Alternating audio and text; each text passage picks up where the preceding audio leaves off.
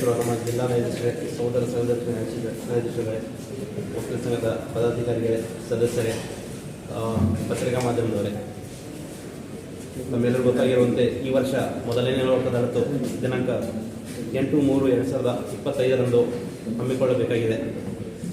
ಪ್ರತಿ ಸಲ ನಾವು ನಿಮ್ಮ ಹತ್ರ ಲೋಕ ಅದಾಲತಿಗೆ ಸಹಕಾರ ಕೇಳ್ತೇವೆ. ಪ್ರತಿ ಸಲ ನೀವು ಸಹ ನಮಗೆ ತುಂಬ ಸಹಕಾರ ನೀಡ್ತೀರಾ. ಈ ಸಲ ನೀವು ಒಳ್ಳೆಯ ಸಹಕಾರ ನೀಡ್ತೀರ ಅಂತ ನಮಗೆ ಆಶೆ ಇದೆ, ನಂಬಿಕೆ ಇದೆ. ಆದರೂ ಸಹ ನಾವು ಕೆಲವೊಂದು ಸಿದ್ಧತೆಗಳನ್ನು ಮಾಡ್ಕೋಬೇಕಾಗುತ್ತದೆ. ಅದೇ ಸಿದ್ಧತೆಗಳ ಬಗ್ಗೆ ಚರ್ಚೆ ಮಾಡಲು ಈ ಸಭೆ ನಡೆಸಿರೋದು. ಈ ಸಭೆಯಲ್ಲಿ ನಮ್ಮ ಜಿಲ್ಲಾ ನ್ಯಾಯಾಧೀಶರು ನಿಮಗೆಲ್ಲರಿಗೂ ಮಾರ್ಗದರ್ಶನ ಕೊಡ್ತಾರೆ, ಸಲಹೆ ಸೂಚನೆಗಳನ್ನು ಕೊಡ್ತಾರೆ. ಅದರ ಪ್ರಕಾರ ನಾವೆಲ್ಲರೂ ನಡ್ಕೊಂಡು ಈ ವರ್ಷವು ಎಲ್ಲ ಲೋಕದಲ್ಲೂ ಯಶಸ್ವಿಯಾಗಿ ಹಮ್ಮಿಕೊಳ್ಳೋಣ ಅಂತ ಹೇಳ್ತಾ ಸಭೆಯನ್ನು ಮುಂದುವರಿಸಬೇಕಂತ ನಮ್ಮ ಜಿಲ್ಲಾ ನ್ಯಾಯಾಧೀಶರಿಗೆ ಕೇಳ್ಕೊಳ್ತೇನೆ. ನಡೆಯುವಂಥ ಒಂದು ಜನತಾ ಅದಾಲತ್ ನ್ಯಾಯಾಲಯದಲ್ಲಿ ಬಾಕಿ ಇರುವಂಥ ಒಂದು ಕಂಪೌಂಡೇಬಲ್ ಕೇಸಸ್ಸು, NIT ಕೇಸಸ್ಸು, ಅಪೀಲ್ಗಳು, ಸಿವಿಲ್ ಅಪೀಲ್ಗಳು, partition suits, specific performance suit, money recovery suits, maintenance case, divorce case, ಇವುಗಳನ್ನು ಹೆಚ್ಚು ಪ್ರಕರಣಗಳನ್ನು ಗುರುತಿಸಿ ಹೆಚ್ಚು ಪ್ರಕರಣಗಳನ್ನು ಈ ಬರೋ ಲೋಕ ಅದಾಲತ್ನಲ್ಲಿ ವಿಲೇವಾರಿ ಮಾಡುವ ಉದ್ದೇಶದಿಂದ ಅದರ ಬಗ್ಗೆ ಒಂದು ಚರ್ಚಿಸುವಗೋಸ್ಕರ ನಾವು ಈ ಪೂರ್ವಭಾವಿ ಸಭೆಯನ್ನು ಕರೆದಿದ್ದೀವಿ.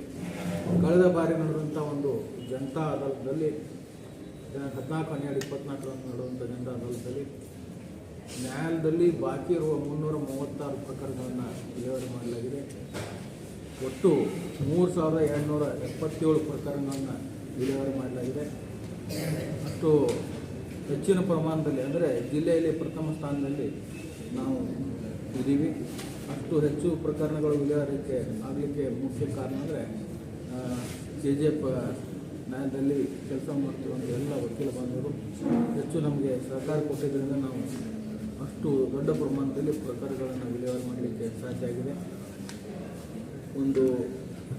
ಅದಷ್ಟೇ ಅಲ್ಲದೆ ನಾವು ಇದರಲ್ಲಿ 2,29,27,116 ಒಂದು ಅಮೌಂಟನ್ನು ಸೆಟಲ್ಮೆಂಟ್ ಅಮೌಂಟನ್ನು ನಿರ್ಧಾರ ಮಾಡಿದ್ದೀವಿ.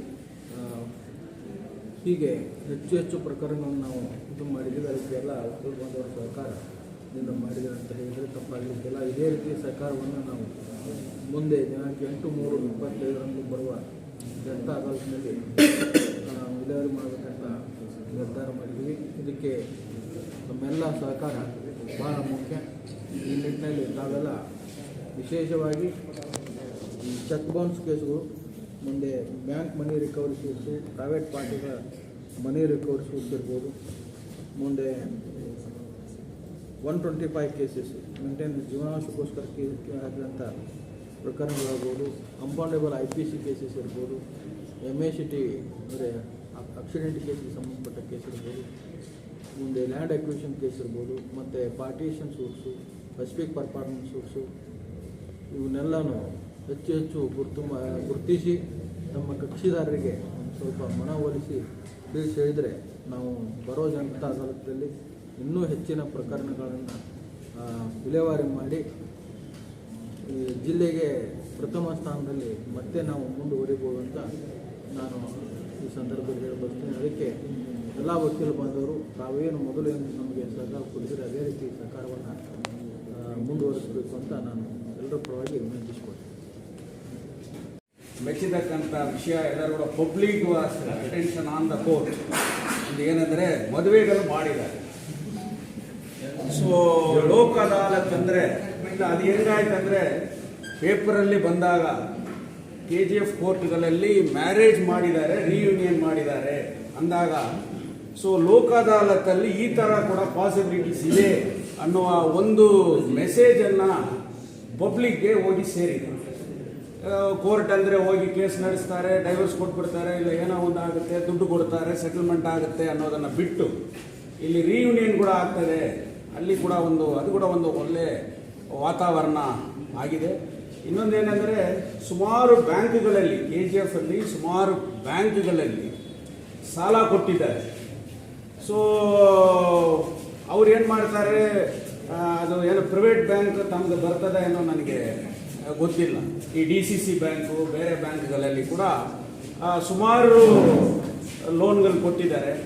ಅದಕ್ಕೆ ಏನಾದರೂ ನಮ್ಮ ಲೋಕ ಅದಾಲತಲ್ಲಿ ವ್ಯಾಪ್ತಿಯಲ್ಲಿ ಬರ್ತದ ಅಂತ ನೋಡ್ಬೇಕು. ಯಾಕಂದರೆ ಮನೆಗಳ ಹತ್ರ ಹೋಗಿ ಗಲಾಟ ಮಾಡ್ತಾರೆ, ವಸೂಲಿ ಮಾಡ್ತಾರೆ, ಬೇರೆ ಥರ ಸೂಸೈಡ್ ಅಟೆಂಪ್ಟ್ ಕೂಡ ನಡೀತಾ ಇದೆ. ಅದರಿಂದ I bring to that information to the legal service authority. These banks especially DCC bank, ಈ ಬ್ಯಾಂಕ್ನಲ್ಲಿ ಏನು ಮಾಡ್ತಾರೆ ಅಂದರೆ ವಸೂಲಿ ಮಾಡಿಲ್ಲ ಅಂದರೆ ಮನೆ ಹತ್ರ ಹೋಗಿ ಗಲಾಟ ಮಾಡ್ತಾರೆ, ಸೂಸೈಡ್ ಅಟೆಂಪ್ಟ್ಗಳು ಕೂಡ ನಡೆದಿದೆ. ಅದರಿಂದ ಆ ಬ್ಯಾಂಕ್ ಮ್ಯಾನೇಜರ್ಗಳನ್ನ ಕರೆಸಿ ಅಲ್ಲಿ ಸುಮಾರು ಕೇಸಸ್ ಪೆಂಡಿಂಗ್ ಇದೆ.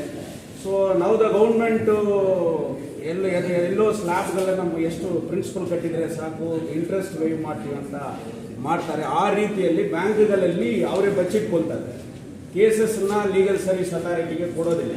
ಸೊ ಇಲ್ಲಿ ಪಾರ್ಟಿಗಳನ್ನು ನೋಟಿಸ್ ಕೊಟ್ಟು ಕರೆಸೋದಿಲ್ಲ. ಸೊ ಆ ರೀತಿ ಒಂದು ಇನಿಷಿಯೇಟಿವ್ ತಗೊಂಡ್ರೆ then again the public will appreciate the legal service authority.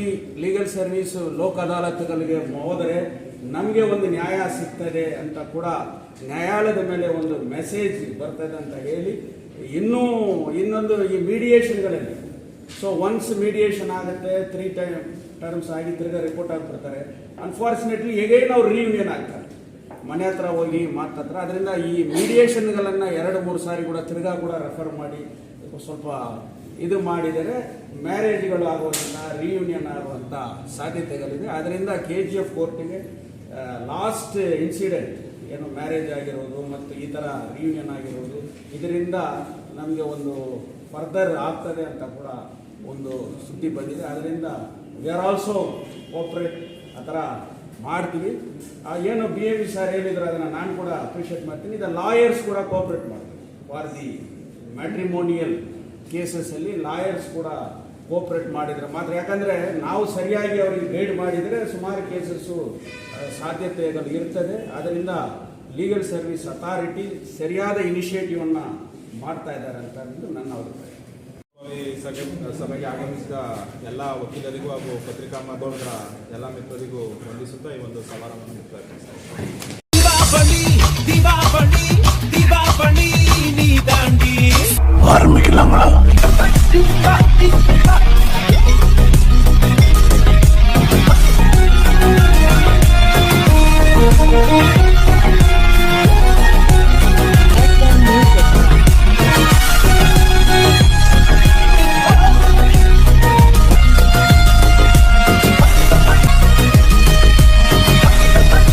தரம் என்றும் நிரந்தரம், தரம் என்றும் நிரந்தரம், தரம் என்றும் நிரந்தரம். வாங்க